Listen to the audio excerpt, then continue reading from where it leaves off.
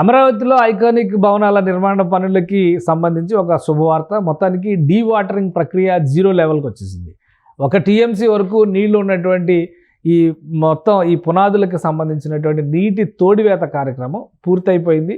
నిపుణుల బృందం పరిశీలన ఒక్కటి మాత్రమే మిగిలింది. మనం గమనించి చూస్తే కనుక డిసెంబర్ 25వ తేదీ నుంచి మొదలైనటువంటి ఈ నీటి తోడివేత కార్యక్రమానికి సంబంధించి ట్రాక్టర్లను ఉపయోగించారు, హై స్పీడ్ మోటార్లను ఉపయోగించారు. చివరికి నవీ ముంబై నుంచి దీనికి సంబంధించిన ఒక స్పెషలిస్ట్ కంపెనీ పెద్ద ఎత్తున మోటార్లను తీసుకొచ్చి 6 నుంచి 8 మోటార్లను పెట్టి తోడివేసే కార్యక్రమం మొదలుపెట్టింది. ఇక అసెంబ్లీ భవనానికి, హైకోర్టు భవనానికి సంబంధించినటువంటి నీళ్ల తోడివేత వారం క్రితమే పూర్తయింది. తాజాగా ఇందులో ఉన్నటువంటి బ్లాక్స్లో 5 బ్లాక్స్ కూడా పూర్తిగా ఖాళీ అయింది. ఇప్పుడు తాజా దృశ్యాలు ఒకసారి మనం చూస్తే కనుక తాజా దృశ్యాల పరిస్థితి కొంచెం నీటి ఊట కనిపిస్తున్నటువంటివి. కానీ ప్రజెంట్ 2 రోజుల క్రితం పరిస్థితిని కనుక ఇది 2 రోజుల క్రితం పరిస్థితిని ప్రతిబింబించేటువంటి దృశ్యాలు ఇవి.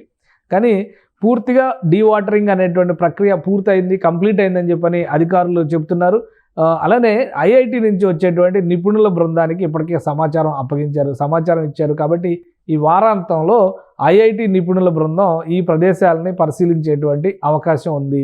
మొత్తం వాటర్ అంతా తీసేసిన తర్వాత పునాదులకు సంబంధించినటువంటి అంశాలన్నీ కూడా పైకి తేలినాయి. ఈ తేలినటువంటి వాటిని దృష్టిలో పెట్టుకొని అక్కడ ప్రధానంగా ఈ ఐరన్ పిల్లర్స్కి సంబంధించినటువంటి ఇనుప శుభల నాణ్యత పైనే ఫోకస్ ఉంది. మిగతా అంతా కూడా పునాదులు ఎక్కడ చెక్కు చెదరలేదు అనేటువంటి సంకేతాలు స్పష్టంగా అధికారులే చెబుతున్నారు. ఎందుకంటే సిఆర్డిఏలో కూడా ఇంజనీరింగ్ నిపుణులు ఉంటారు.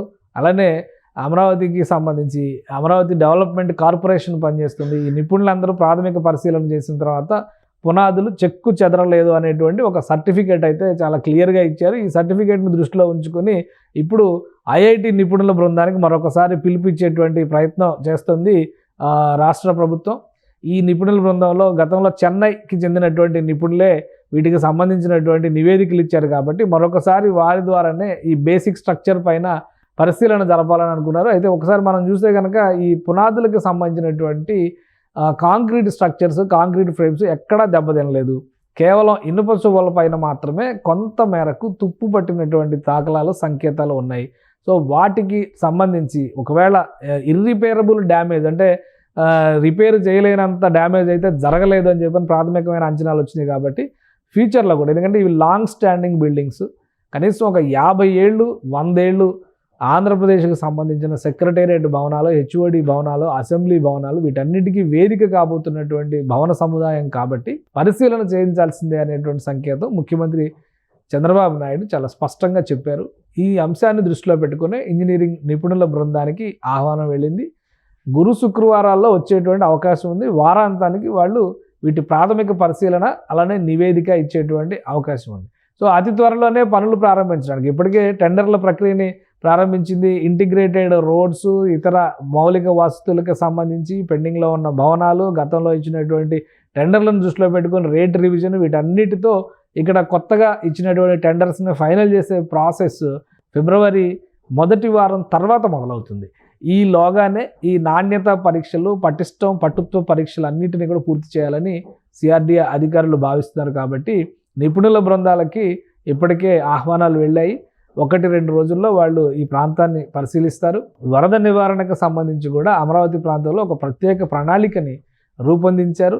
రాబోయేటువంటి రోజుల్లో ఎలాంటి వరద కష్టాలు, ఇబ్బందులు రాకుండా ఉండాలంటే అక్కడ ఉన్నటువంటి వాగులు, చిన్న చిన్న సరస్సుల్ని కూడా స్ట్రీమ్లైన్ చేస్తూ కృష్ణానదిలోకి వాటర్ వెళ్ళే విధంగా కొండపల్లి వాగుకి సంబంధించి, పాలవాగుకి సంబంధించి కూడా ఈ ఫ్లడ్ వాటర్ మేనేజ్మెంట్ పైన ప్రత్యేకమైనటువంటి టెండర్స్ పిలిచారు. కాబట్టి అన్ని పనులు ప్యారలల్గా బహుశా మొదటి వారం తర్వాత పనుల కేటాయింపులు జరిగిన తర్వాత వరుసగా ఫిబ్రవరి నెలాఖరు నాటికి అన్ని పనులు ప్రారంభమవుతాయని సిఆర్డిఏ అధికారులు చెబుతున్నారు. మొత్తం మీద ఈ ఐకానిక్ భవనాలకు సంబంధించినటువంటి 5 బ్లాకుల్లో నీటి తోడివేత ప్రక్రియ పూర్తయింది. 2 రోజులు పూర్తిగా ఎండలో ఎండిన తర్వాత వీటికి సంబంధించినటువంటి పటుత్వ పరీక్షల్ని చేసిన తర్వాత మిగతా కార్యాచరణని సిఆర్డిఏ అనౌన్స్ చేయబోతుంది. సో అతి త్వరలోనే మేజర్ వర్క్స్, ఇప్పటికే అమరావతిలో చాలా పనులు మొదలయ్యాయి. అధికారికంగా చెప్పాలంటే ముఖ్యమంత్రి చంద్రబాబు నాయుడు సిఆర్డిఏకి సంబంధించినటువంటి ఇంటిగ్రేటెడ్ కాంప్లెక్స్ పనుల పునఃప్రారంభోత్సవంతోనే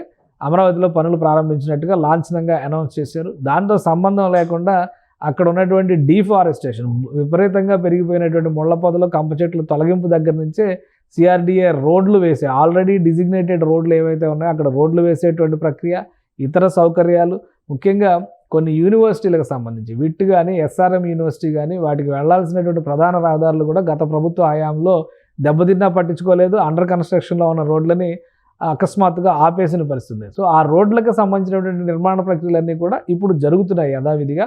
అయితే భవనాలకు సంబంధించినటువంటి నిర్మాణ ప్రక్రియ, ఆల్ ఇండియా సర్వీస్ ఆఫీసర్స్కి సంబంధించినటువంటి పెండింగ్ వర్క్స్, అంటే ఆ భవనాలు 80% పూర్తయినటువంటి భవనాలు, వాటికి సంబంధించినటువంటి టెండర్ క్లియరెన్స్ ప్రాసెస్లు ఈ వారం రోజులనే పూర్తయ్యేటువంటి అవకాశం ఉంది. కాబట్టి ఫిబ్రవరి 5, 6 తేదీల తర్వాత పెద్ద ఎత్తున నిర్మాణ కార్యక్రమాలు అమరావతి ప్రాంతంలో మొదలవడానికి సంకేతాలు చాలా స్పష్టంగా కనిపిస్తున్నాయి. ప్రత్యేకంగా ముఖ్యమంత్రి చంద్రబాబు నాయుడు ఈ పనులపైన ప్రతి 2 వారాలకి ఒకసారి పర్యవేక్షణ రివ్యూ మీటింగ్స్ ఆర్గనైజ్ చేస్తున్నారు. కాబట్టి శరవేగంగా పనులు ముందుకు సాగాలంటే ఏం చేయాలనే దానిపైన పనుల వర్గీకరణతో పాటు నిర్వహణ బాధ్యతను కూడా వర్గీకరించారు. ఒకవైపు సిఆర్డీఏ, మరోవైపు అమరావతి డెవలప్మెంట్ కార్పొరేషన్, రెండు కూడా ప్యారలల్గా టెండర్లు పిలిచినాయి, ప్యారలల్గా నిర్మాణ ప్రక్రియలని ముందుకు తీసుకెళ్తున్నాయి. ఈ ప్రాసెస్ అంతా కంప్లీట్ చేసి అమరావతికి సంబంధించినటువంటి నిర్మాణ పనుల్ని వీలైనంత వేగంగా ముందుకు తీసుకెళ్లడమే లక్ష్యం అనేటువంటి మాటని రాష్ట్ర ప్రభుత్వం పదే పదే చెబుతున్నటువంటి నేపథ్యంలో ఐకానిక్ భవనాల దగ్గర క్లియరెన్స్ కావడం అనేది ఒక శుభవార్తగానే మనం పరిగణించాల్సి ఉంటుంది.